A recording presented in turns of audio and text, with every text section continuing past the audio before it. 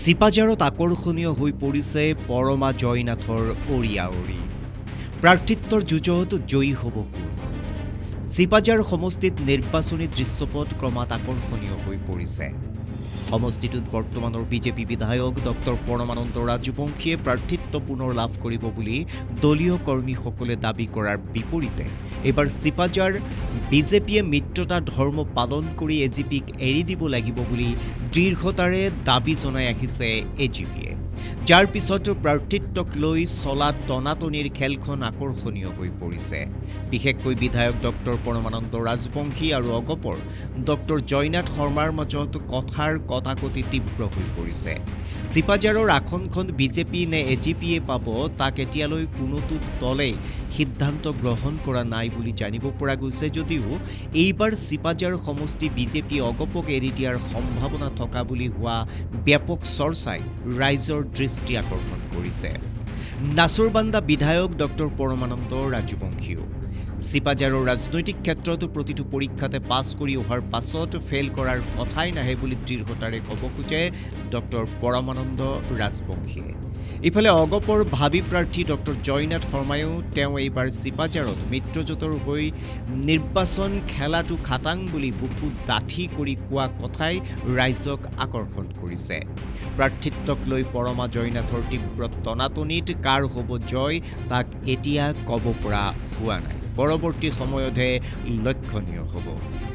আমি এটা কথা খাটাং যে চিপাঝাৰ সমষ্টিটোত যি ধৰণে মাননীয় মুখ্যমন্ত্ৰী মহোদয়ৰ মাৰ্গদৰ্শন মতে মোৰ সতীৰ্থসকলে কাম কাজ আগবঢ়াই নিছে, একো চিন্তা কৰিবলগীয়া নাই। অগপক গতাই দিয়া নহয়, বিচাৰিছে। কাৰণ ৰন্ধা ভাতৰ কাঁহীখন পালে কোনেনো খাব নোখোজিব।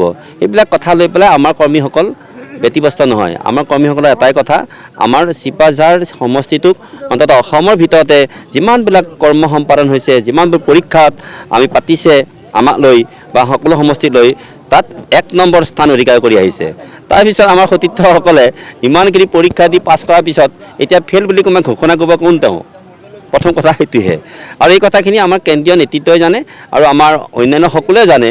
মাথোন কোনোবাই পানী ঘোলা কৰিছে, সেই পানী ঘোলা কৰাটোৱে তেওঁলোকৰ কাম, কিন্তু চিন্তা নকৰিব যিমানেই পানী ঘোলা কৰিব সিমানেই ভাৰতীয় জনতা পাৰ্টীৰ আমাৰ যিসকল কৰ্মকৰ্তা সেইসকল আৰু অধিক উজ্জীৱিত হ'ব, অধিক শক্তিশালী হ'ব। মুখ্যমন্ত্ৰীয়েতো অন্য স্থানত প্ৰাৰ্থী ঘোষণা কৰিছে, কিন্তু দৰঙৰ প্ৰাৰ্থী ঘোষণা কৰা নাই।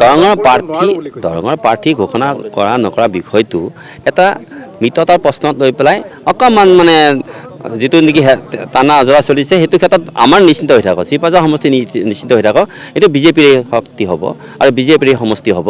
কাৰণ ইয়াত বিজেপিৰ বাহিৰে কোনো অন্য প্ৰাৰ্থী জিকিব নোৱাৰে বুলি মই দৃঢ়তাৰে ক'ব খোজোঁ। কাৰণ মইতো আজি ইমান দিনে ইয়াতে কাম কৰিছোঁ, মোৰ সতীৰ্থসকলক মই জানো। গতিকে ইয়াতে এনেই মানে কোনোবা বেলেগ দল বুলি মানে যদি ইয়াতে আহে ৰন্ধা ভাতৰ কাঁহীখন খাবৰ কাৰণে যদি আহে, মই ভাবোঁ নোৱাৰিব। উৎসাহিত হৈছে, কিয় উৎসাহিত নহ'ব? কোনোবা ৰান্ধিছে ভাতৰ কাঁহীখন কিয় খাব পালে কোনো উৎসাহিত নহ'ব ভাই? দেখে কথা। গতিকে আমি কিমান পৰীক্ষা দি আছোঁ, আমি কিমান কষ্ট কৰিছোঁ, মাননীয় মুখ্যমন্ত্ৰী মহোদয়ৰ মাৰ্গদৰ্শন মতে, মোদীজীৰ মাৰ্গদৰ্শন মতে আমাৰ প্ৰত্যেকগৰাকী কাৰ্যকৰ্তাই যেনেকৈ বিজেপিক আজি ইয়াত শক্তিশালী কৰি তুলিছে, যেনেকৈ দিনে নিশাই খাটিছে, আজি আহকচোন কোন দলে সিমান কষ্ট কৰে আমি চাওঁ। কিন্তু ৰাইজৰ মাজত যাব লাগিব নহয়, ৰাইজৰ মাজত তেওঁলোকৰ কি থাকিব লাগিব? প্ৰভুত্ব থাকিব লাগিব, ৰাইজৰ বিশ্বাস থাকিব লাগিব। সেই বিশ্বাস নাই, কাৰণ মই এই সমষ্টিৰে মই এজন ব্যক্তি, সেইকাৰণে মই জানো। সমষ্টি বুলি নহয়, এখেতসকল আছে, এখেত বিজেপিৰ সভাপতি।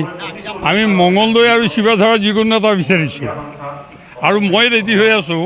এজিপিয়ে যদি মোক দলৰ পৰা দিয়ে, আইদাৰ মঙলদৈ হয় চিপাঝাৰ, ৰেডি হৈ আছোঁ। কিন্তু মেইন কথাটো হ'ল, আমি যিহেতু মিত্ৰ দলত আছোঁ, মিত্ৰ দলৰ যেতিয়া চিটৰ ভাগ বতৰণ হ'ব, সেই সময়ত চিপাঝাৰ আৰু মঙলদৈক এৰি দিয়ে নে নিদিয়ে। আৰু বিজেপি এৰি দিলেতো আমি অসম গণ পৰিষদৰ তৰফৰ পৰা আমি এইবাৰৰ কাৰণে মানে চিপাঝাৰ বা মঙলদৈ এটা লাগে বুলি আমি বিচাৰিছোঁ। মই মানে এটা কথা কওঁ, এতিয়া মানে সংস্কৃতৰ শ্লোক এটা আছে, যত্ৰ মূৰ্খ ও দুৰ্জন ন পুজিজ, যত্ৰ সজ্জন আৰু ধন সুৰক্ষিত, তত্ৰ লক্ষ্মী সৰস্বতী শ্ৰীবুদ্ধি স্বয়ং আগত। য'ত দুৰ্জনক পূজা নকৰে, য'ত মূৰ্খক পূজা নকৰে, সেইবিলাক ঠাইত এনেই শ্ৰীবৃদ্ধি হয়। চিপাঝাৰৰ মানুহে সেই কথাটো জানে। চিপাঝাৰৰ পৰা ইন্দাদুল হক, নিউজ ডেস্ক ৰিপৰ্ট।